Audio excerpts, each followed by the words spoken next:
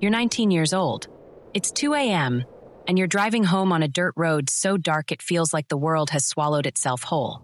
Your car's stuck in a ditch, but you're fine, just annoyed, laughing it off with your parents on the phone. Then you see lights in the distance. I'm almost there, you say. You start walking, and then, oh shit, silence. 15 years later, your phone is found in a field, weathered and dead. But you're nowhere. No body, no trail, no explanation.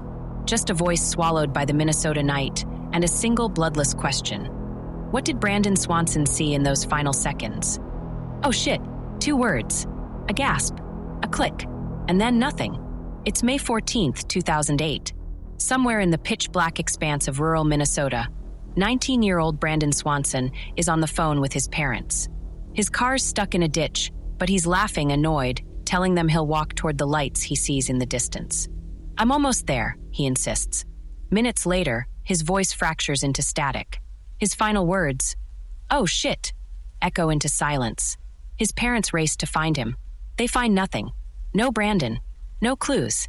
Just empty fields, a cold river, and a question that still chills investigators to the bone. How does someone vanish in seconds and stay gone for 15 years? Brandon wasn't drunk. He wasn't reckless. Just a small-town kid who took a wrong turn. After crashing his car, he stayed calm, even joked with his dad about the mishap. But somewhere between that ditch and the phantom lights he swore he saw, reality warped. His phone GPS later revealed a horrifying twist. Brandon wasn't near his car when he disappeared. He'd wandered miles into the wilderness, lost in a labyrinth of farmland and creeks. When dawn broke, the search began. Helicopters carved the sky. Volunteers fanned out, but the earth refused to give him back. No scent for dogs to chase. No shred of clothing. Just a single chilling artifact, his phone discarded in tall grass, battery dead. As if the world itself had swallowed him whole. Was it an accident? A hidden sinkhole? A forgotten well, sealed by decades of dirt? Or did Brandon, disoriented and desperate, wade into the yellow Medicine River, only to be swept under by its current? Some say yes, but dive teams found nothing. Others believe something, or someone, interrupted his walk. A local farmer? A stranger on that desolate road? Rumors swirl about tire marks near his phone, whispers of a cover-up. But without evidence, they're just ghosts. And then there's the unnerving truth. Brandon's lights didn't exist. No houses, no street lamps, just stars and shadows. Was it a hallucination? A trick of the mind? Or something else? Brandon's parents still live in the same house. They leave the porch light on every night. Just in case, his mother says. For years, his dad retraced those muddy fields, screaming his son's name into the wind. Now he sits in silence, staring at maps marked with red X's, a lifetime of maybes. You don't move on, he admits. You just learn to breathe around the hole in your chest. Their agony is a mirror. This isn't just a mystery. It's a family frozen in time, begging for the ground to crack open and spit out the truth. If you know anything, a rumor, a confession, a hunch about where Brandon Swanson's body lies, speak up. Someone's trash pit, a collapsed barn, a stretch of riverbank. Tell someone. Share this video. Tag Minnesota. Tag true crime communities. Sometimes the smallest spark reignites a cold case. And sometimes the dead speak through the living. Until then, Brandon's story remains a wound. A 19-year-old boy, reduced to 2 words in the dark. Oh shit, a gasp, a click, and a truth we're still fighting to hear. The world outside your car windows is a black hole. No streetlights, no stars, just an endless sea of gravel roads and cornfields stretching into oblivion. You take a wrong turn, your tires skid, and suddenly, thud. You're in a ditch. But you're okay. You're laughing even. You call your parents. Tell them you'll walk toward the lights you swear are just ahead. I'm close, you say. But you're not. You're lost. And in 27 seconds, you'll be gone forever. This is the nightmare Brandon Swanson's family has relived every day since May 14th, 2008. A night that started with a fender bender and ended with a mystery that refuses to die. Brandon wasn't drunk. He wasn't high. Just a kid who missed a turn on his way home from a friend's party near Lind, Minnesota. His car lurched into a shallow ditch. No damage, no panic. He dialed his parents, Brian and Annette, who threw on jackets and raced out the door. Stay put, we're coming, they told him. But Brandon was stubborn. I see lights over the hill. I'll meet you there, he insisted. For 47 minutes, they stayed on the phone. Brandon joked about the absurdity of it all, his voice crackling through the rural dead zones. Then, at 2:06 a.m., his tone shifted. "Wait, where am I? This doesn't look right." His parents heard rustling, footsteps crunching gravel, and then a sharp intake of breath. "Oh, SH," the line died. Brian and Annette reached the ditch in 20 minutes. Brandon's car was there, keys in the ignition. But Brandon? Vanished. No shouts. No footprints. Just a yawning silence. 3 days later, his phone was found 9 miles away in a field near the Yellow Medicine River. Battery dead, screen dark. Investigators were stunned. How did he trek that far in 47 minutes? What lights was he chasing in a landscape with no homes, no roads, no electricity? And why did his final words sound less like fear and more like realization? Brandon's last known path defies logic. He'd wandered into a maze of drainage ditches, barbed wire, and swamps. Terrain that would have left scratches, torn clothing, something. But search teams found nothing. Not a single thread. Even the dogs hit a wall, circling the same patch of gravel like the earth had erased his scent. The only clue? A cryptic detail from his phone records. At 2:06 a.m., Brandon's call didn't drop. The call stayed connected for another 13 minutes to dead air, as if his phone stayed open, capturing the sound of his absence. Or something else. By sunrise on May 14, 2008, the first search teams were already scrambling. Brandon's parents had spent the night driving back roads, screaming his name into the dark. When the sun rose, so did the cavalry. Sheriff's deputies, firefighters, volunteers from 3 counties. They combed the ditches and fields near Brandon's abandoned car, convinced he'd tripped, hit his head, or passed out in the cold. But hour after hour, they found nothing. No footprints in the mud, no broken branches, no crumpled body in the tall grass. By day 2, the search exploded. Over 200 volunteers fanned out across 20 square miles of brutal terrain. Swamps thick with leeches, cornfields taller than men, rivers swollen with spring rain. Helicopters used thermal cameras to scan for body heat. Dive teams plunged into the Yellow Medicine River, feeling for limbs in the murk. Bloodhounds, trained to trace a single human scent, were brought in. They picked up Brandon's trail near his car, and then lost it abruptly at a bend in the river, as if he'd vanished into thin air. Still, hope lingered. Teenagers get disoriented all the time, people said. He'll turn up dehydrated, embarrassed, alive. But by day 3, the mood curdled. Rain washed away any traces of him. The dogs circled the same patches of dirt, whining. And the Swanson family's desperation turned to dread. Brian, Brandon's father, later admitted, "I knew then. The world doesn't lose people this completely unless something wrong happened." After the first week, the crowds thinned. After the first month, only the obsessed remained. Private investigators, cadaver dog handlers, psychics who claimed to see Brandon trapped in a dark place. Search teams revisited the same fields, now trampled and lifeless. They found beer cans, deer bones, scraps of trash, but not a single thread from Brandon's hoodie. Not a drop of blood. Not even his shoe prints, though he'd walked miles in muddy soil. The river became a fixation. Maybe Brandon, disoriented, had waded in to cool off. Maybe the current dragged him under. Dive teams returned again and again, scanning the riverbed with sonar.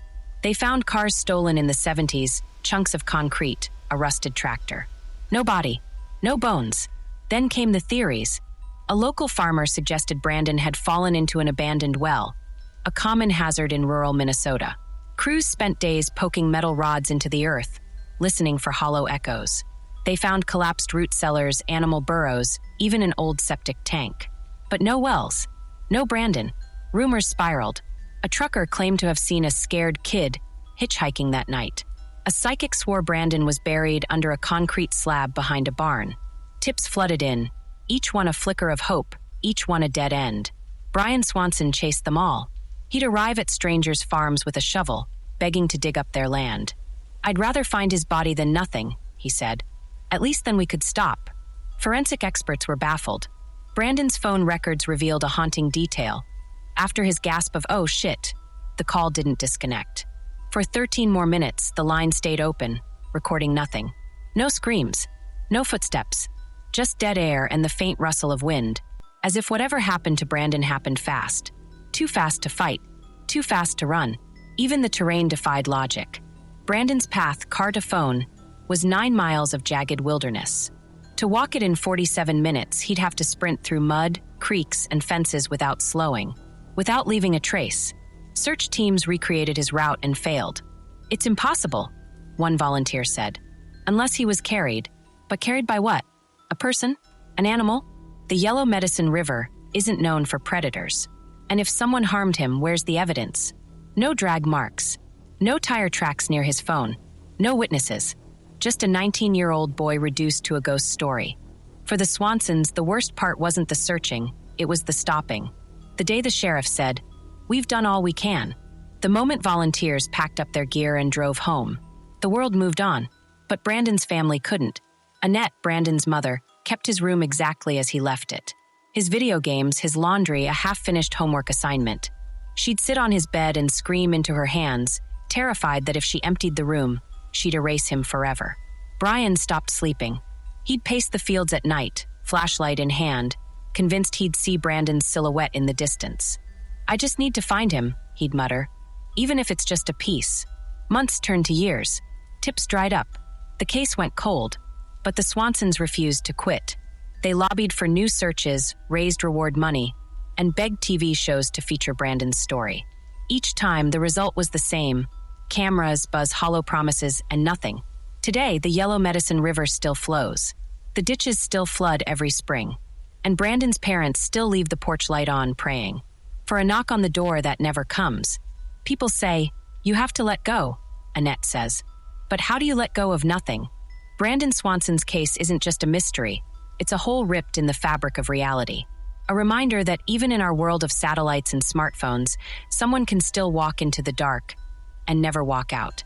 Was it an accident? A crime? A secret buried so deep, only the dirt knows?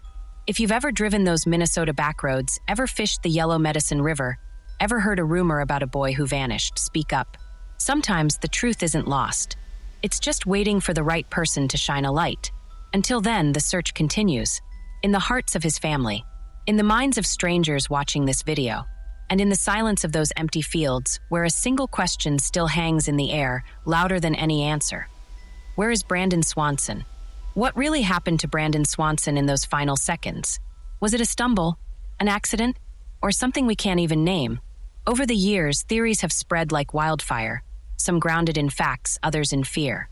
But in a case with no evidence, everything becomes possible, even the impossible. Let's start with logic. Rural Minnesota is littered with hazards.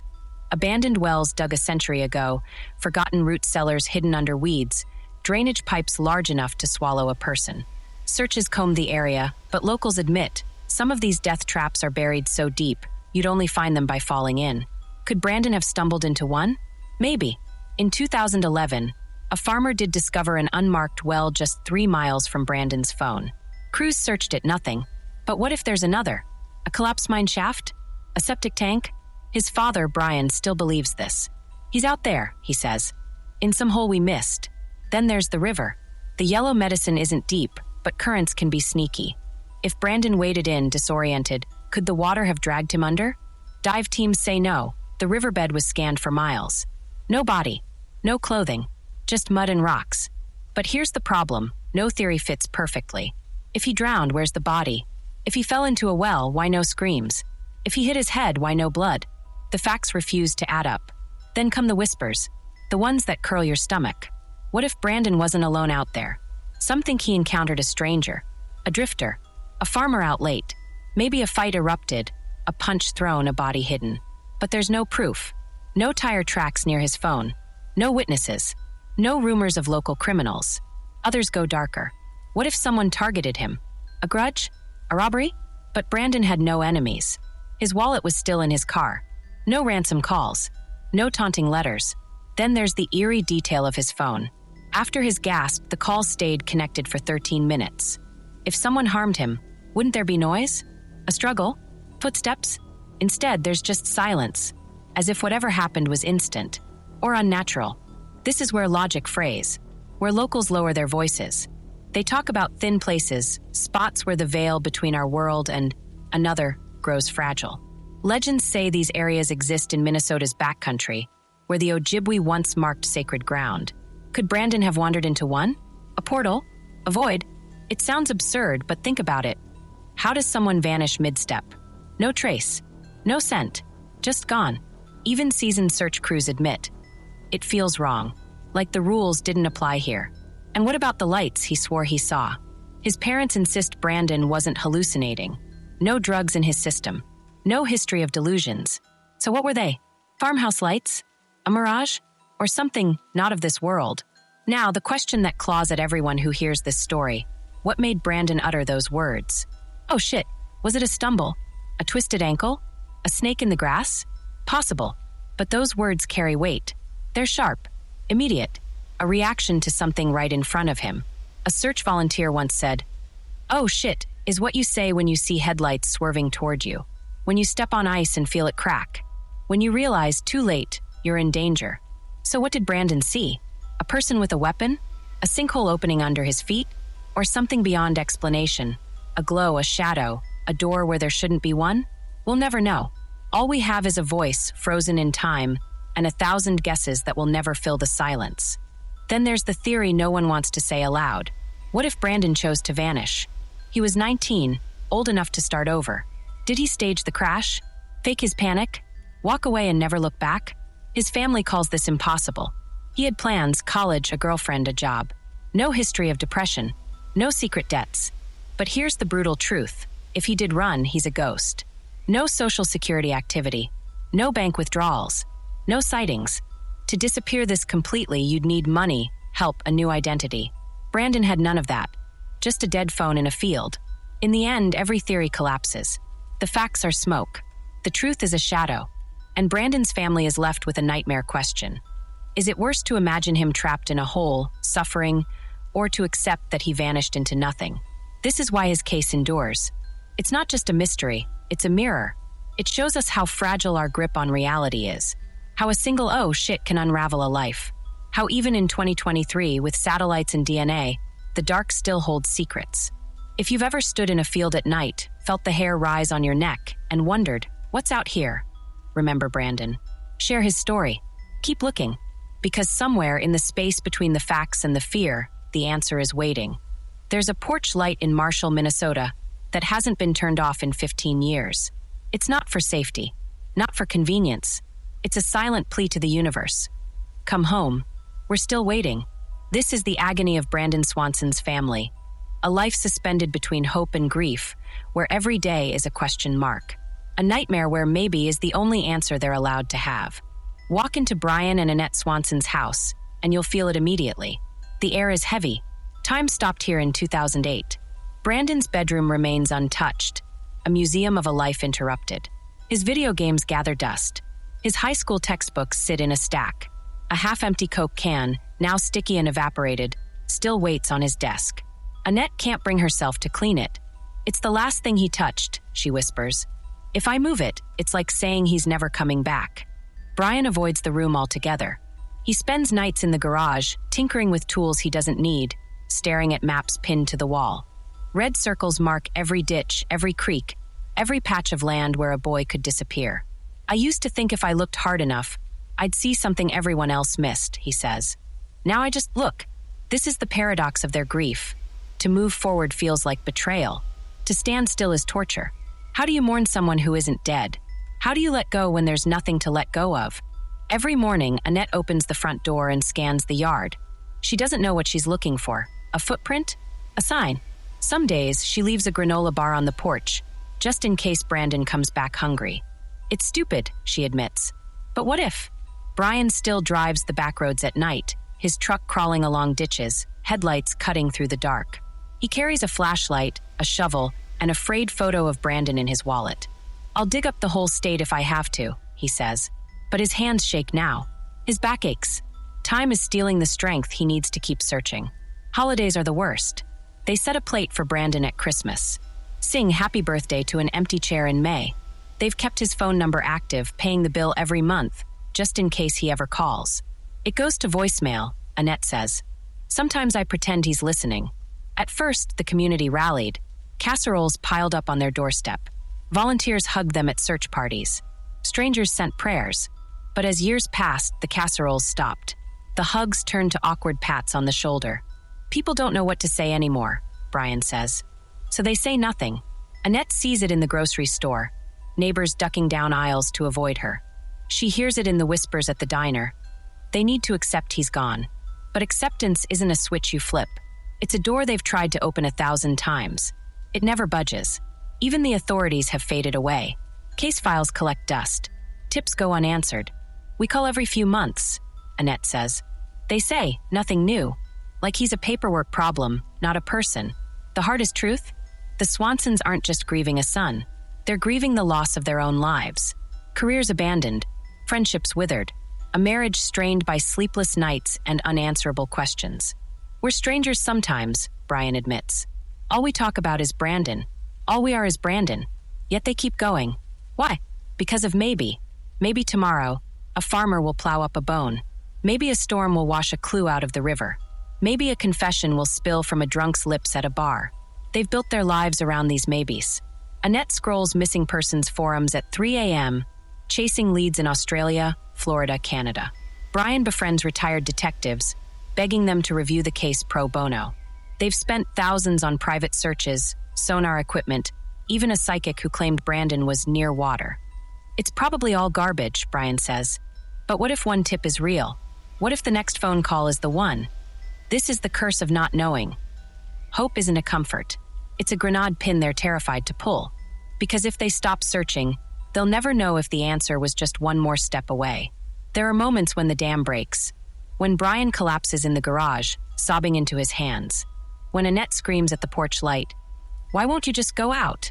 When they lie in bed, staring at the ceiling, playing the same torturous game. What did he feel? Was he scared? Was it quick? They've aged a decade in 15 years. Annette's hair turned gray overnight. Brian's face is etched with lines number 50-year-old should have. Their doctor warns about stress, but how do you cure a wound that never closes? People think we're stuck in the past, Annette says. But we're not. The past is where Brandon is. We're stuck in now, in a present that won't let us breathe. If you ever drive through Marshall, Minnesota, look for the house with the porch light.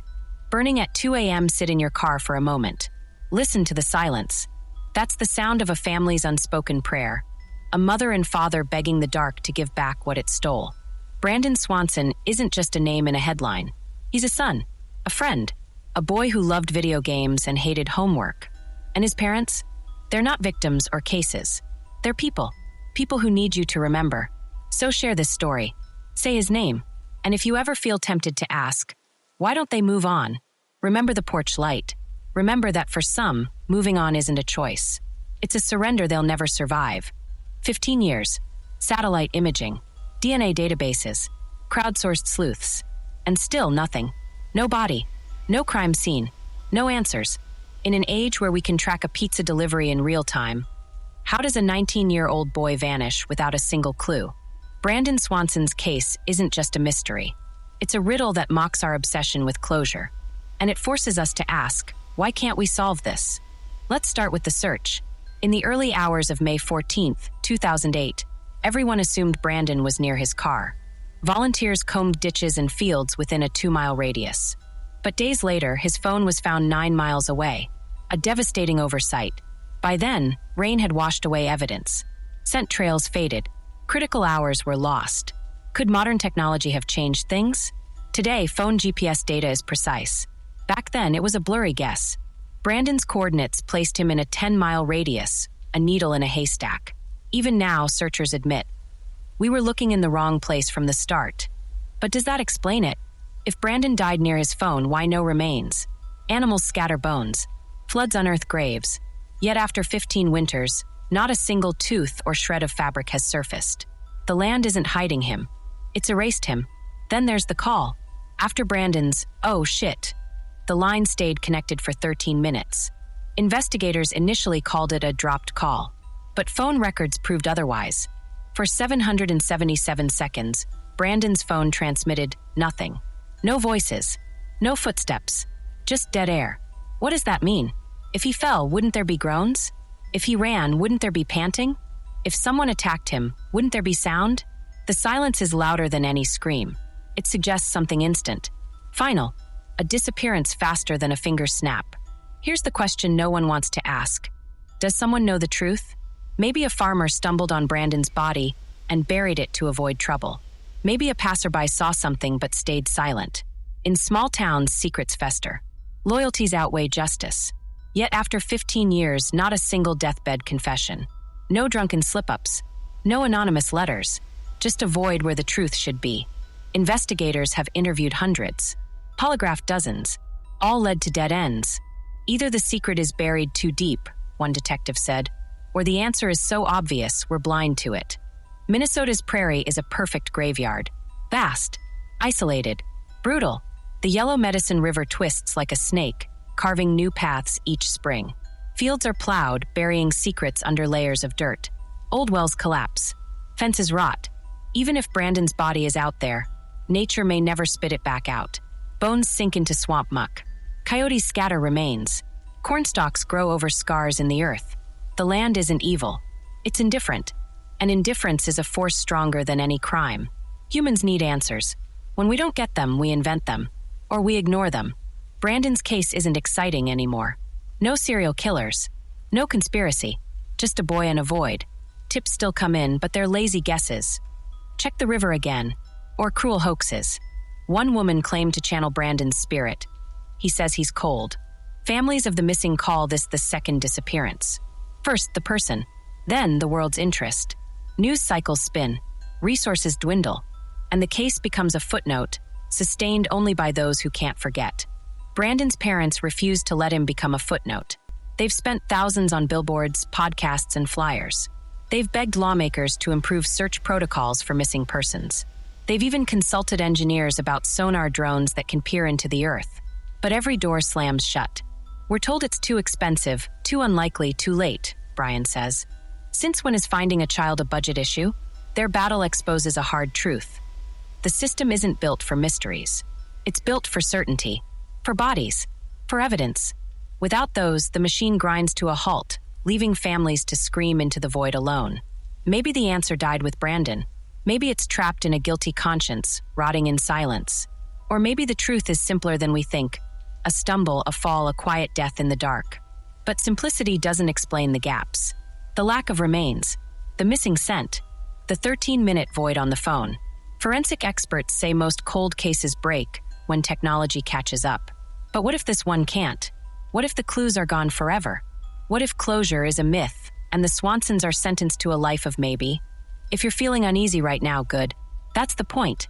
Brandon's story isn't a puzzle to solve. It's a mirror. It shows us how little we control, how easily a life can dissolve into what if. But here's the thing, mirrors can break. Share this video. Tag someone in Minnesota. Tag a true crime podcaster. Tag a lawmaker. Someone somewhere knows something. And maybe, this time they'll speak up. Until then, the questions hang like ghosts. Why can't we solve this? Where is Brandon Swanson? And how many more families will scream into the dark before we learn to listen? Right now, as you watch this, someone knows something. Maybe it's a secret buried under guilt. Maybe it's a detail dismissed as irrelevant. Or maybe it's you. Yes, you, sitting miles away, remembering a story your grandpa once told about lights in a Minnesota field. This is how cold cases crack. Not with a bang, but a whisper. A whisper we all have the power to amplify. Brandon's parents don't need a hero. They need a rumor, a hunch, a confession scribbled on a napkin. If you've ever heard a local legend about an old well, a hidden grave, or a midnight argument on a back road, speak up. If you've ever walked the Yellow Medicine River and found something that didn't belong, a shoe, a bone, a tattered piece of clothing, tell someone. Even if it feels insignificant, it could be the thread that unravels this 15-year-old nightmare. Share this video, not just with true crime fans, but with farmers in Minnesota, with truck drivers who haul gravel on County Road 9, with teachers in Marshall who've heard students gossip about the boy who vanished. Algorithms won't solve this case, people will. And every time you click share, you're passing a torch into the dark. Think about this. Every day you stay silent is a day Brandon's mother stares at his untouched bedroom. A day his father paces fields with a flashlight, his voice raw from screaming a name that never answers. They don't need closure anymore. They need proof. Proof that their son existed, that he mattered, that the world didn't just swallow him. This isn't just about solving a mystery. It's about refusing to let a human life become a ghost story. It's about looking at a void and saying, no, you don't get to keep him. So tonight, when you shut off your phone and lie in bed, think about the Swansons. Think about their porch light burning through the night. Think about the oh shit that echoes in their dreams. Then ask yourself, what if I'm the one who ends this?